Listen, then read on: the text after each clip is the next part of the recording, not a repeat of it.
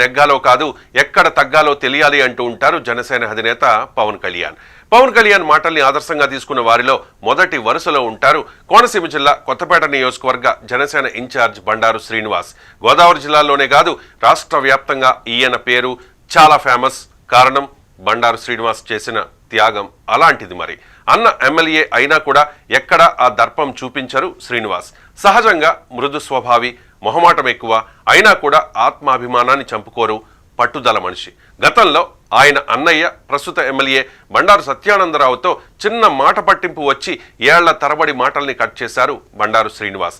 అలాంటి పట్టుదల కలిగిన మనిషి అధినేత పవన్ చెప్పిన మాటను శాసనంగా భావించారు. 2024 ఎన్నికల్లో పొత్తు ధర్మాన్ని గౌరవించారు. కూటమి పొత్తుల్లో భాగంగా కొత్తపేట సీటు టీడీపీకి వెళ్ళింది. అది శ్రీనివాస్కి మొదటి దెబ్బ అయితే, అందులోనూ తనతో దశాబ్ద కాలంగా గ్యాప్ పెంచుకున్న సొంత అన్నయ్యకే సీటు వచ్చింది.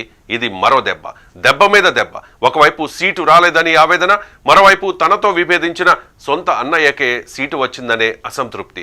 అలాంటి సమయంలో ఏ నాయకుడైనా ఏం చేస్తారు? పార్టీకి రాజీనామా చేస్తారు, లేదా అమలాపురం, ముమ్మిడివరం నియోజకవర్గాల జనసేన ఇన్ఛార్జీలు సీటు రాకపోతే వైసీపీకి ఎలా అమ్ముడైపోయారో అలా అమ్ముడుపోయేవారు. లేదా వైసీపీ అభ్యర్థి చిర్ల జగ్గిరెడ్డితో లోపాయికారి ఒప్పందం చేసుకుని ఇండిపెండెంట్ గా పోటీ చేసి అన్ననే ఓడించి కోట్ల రూపాయల లబ్ధి పొందేవారు. అన్నయ్య మీద కోపం ఉన్నా గానీ డబ్బు కోసం అమ్ముడుపోయే వ్యక్తి కాదు శ్రీనివాస్. అధినేత నిర్ణయమే శాసనం అనుకున్నారు.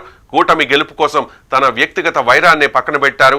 తన అన్నయ్య టీడీపీ అభ్యర్థి బండారు సత్యానందరావు గెలుపు కోసం ఊరు వాడా తిరిగారు. మొదట్లో జనసేన శ్రేణులు, కొందరు ముఖ్య నాయకులు టీడీపీకి మద్దతిచ్చే విషయంలో విభేదించినా వారందరినీ వారించి ఐక్యమయ్యేలా చేశారు శ్రీనివాస్.